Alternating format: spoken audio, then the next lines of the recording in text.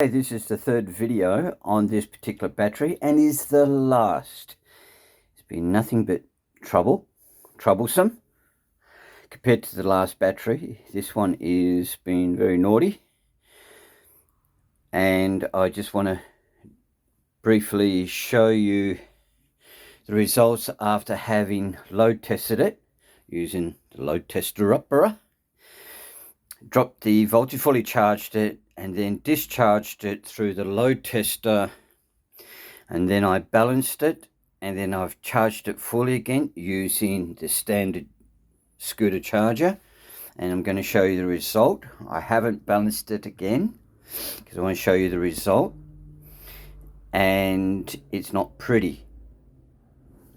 So this is the result after the load test, and as you can see, they're around about 3.5 volts, and the reason being is because of string 4 that got down to 2.8 volts, and then the BMS on the battery shut down, and they've all recovered like they do. Being lithium ion cells, they tend to recover their voltage a little bit, and notably quite a bit.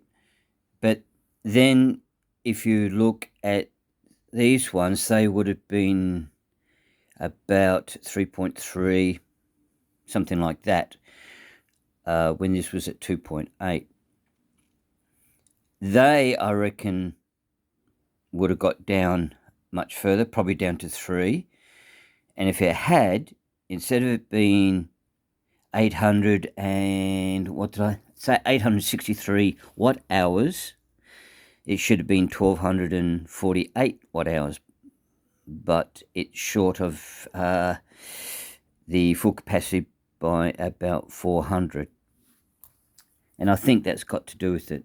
A lot's got to do with that being the problem. And I say the problem, coincidentally, if you notice also, the string 8, which is the string that I replaced the cells in, is also higher than all the others. But if we go back to this one here, when I fully charged up the battery using that charger, string 4 was the highest, 4.232, and yet 16 and 15 were the lowest. On here, 15 and 16 were, close to the top. In fact, I think that is the top. So they were higher. So it is very confusing as to what's going on here. And to be honest, to a certain extent, I don't care. I'm not going to delve into this particular battery because a customer owns it, and I've spent enough time on it, and it'll get to the point where I'm going to turn around and say to him, look, I've spent so much time on it, you might as well buy a new battery. Not to say that he won't be able to use his battery, but I think that the capacity or the range of the scooter will be diminished accordingly, and there's nothing he can do about it.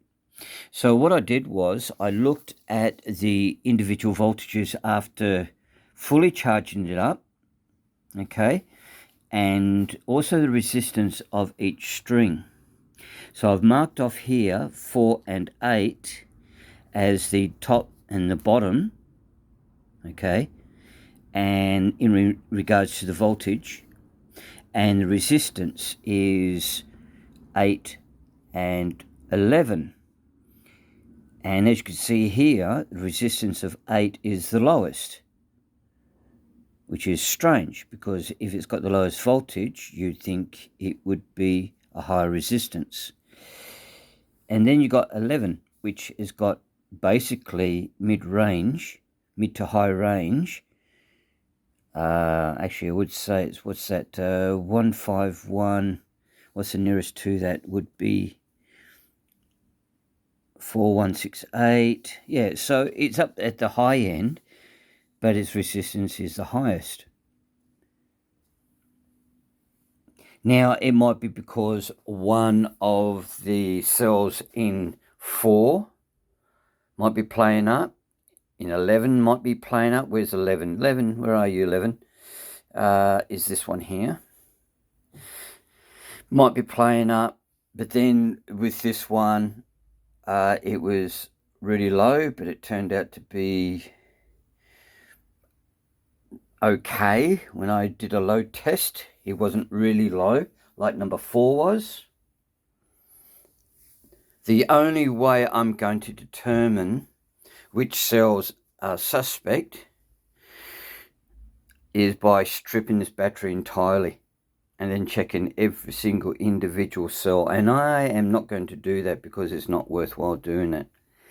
He's already replaced the BMS at his own cost. Oh, so he bought the customer bought the BMS at his own cost. I don't know, 40, 50 bucks, something like that.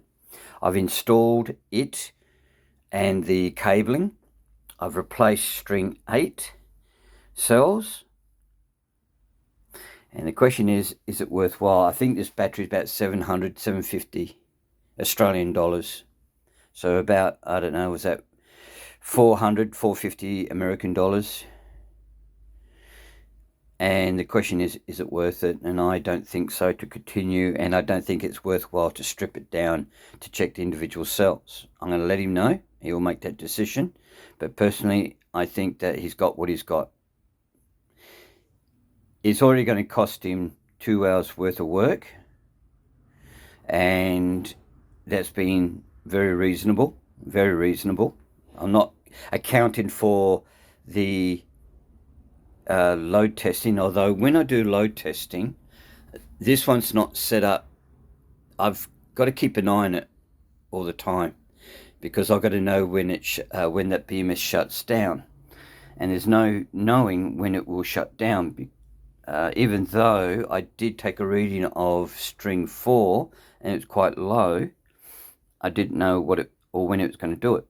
So there was quite a bit of time sitting around watching this, seeing when it shuts down. This one in particular is, in theory, can be connected up to a laptop or computer if you've got the appropriate script to work with it, which I don't have at this stage. It's frustrating.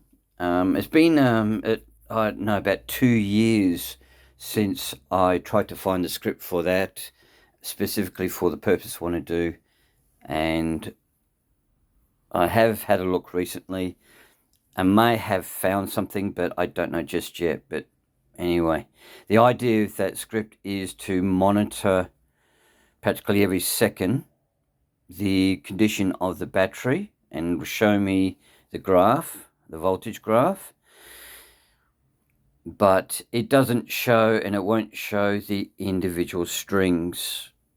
It's not designed to do that. It's just going to show me the overall condition of the battery.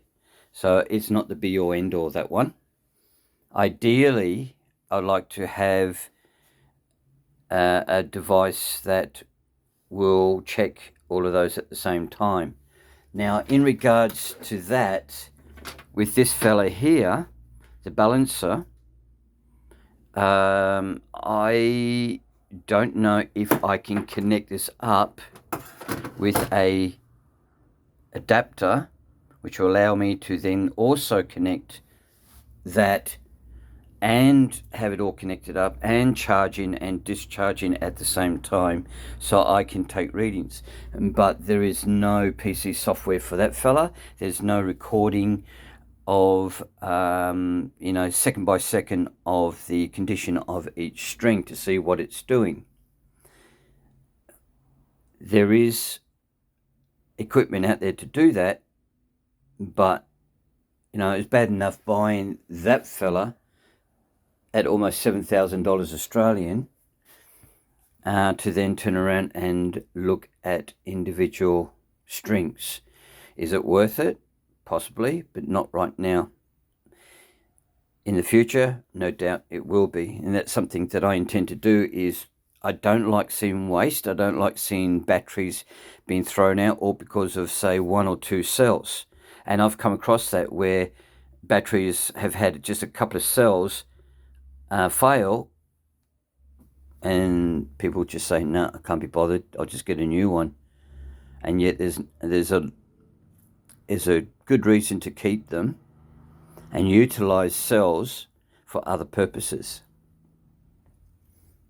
So I'll leave it at that. I've got nothing else to say on this particular battery except the fact that I'm just going to, it's fully charged up now. I'm not going to balance it because that would mean that the customer won't really see the true capacity of this battery. As I said, it's reduced from 1200 down to 800, thereabouts. And I'll let him know, and then he can make a decision what he wants to do, whether to keep it, use it until it dies, and get a new one, or just forget about it and get a new one anyway. Bye for now.